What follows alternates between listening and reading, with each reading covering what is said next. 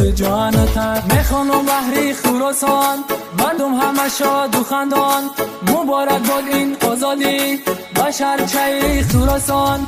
این سرودی دل نوازیست، این رقص یار و دوستان. ای هموطن بیا خیل تو بر وطن، دور از وطن نمیسوزی تو جان و تن.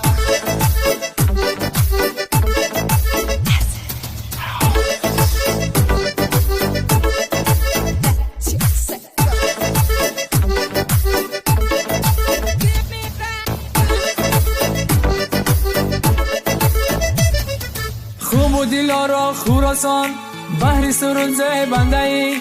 برای صلح و وحدت تو بهاری ارزنده ای. جاویدمانی همیشه در این دولتی آزادی. خراسانی ما توی تو میخونه بهرود آبادی. ای هموطن بیا خیل تو بر وطن، دور از وطن نمیسوزی تو جان و تن.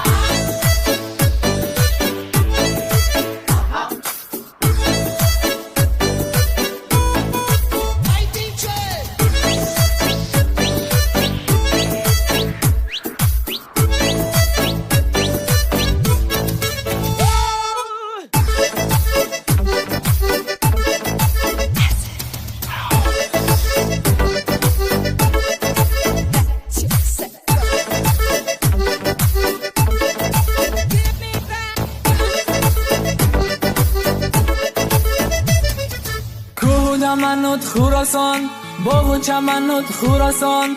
کوه دمنوت خراسان، باغ و چمنوت خراسان.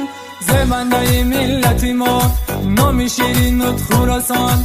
زبنده ملتی ما نام شیرینوت خراسان.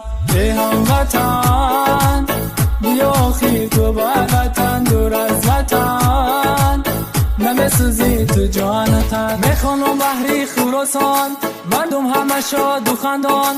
مبارک باد این آزادی بشرچه خراسان. این سرودی دل نوازیست، این رقص یار و دوستان.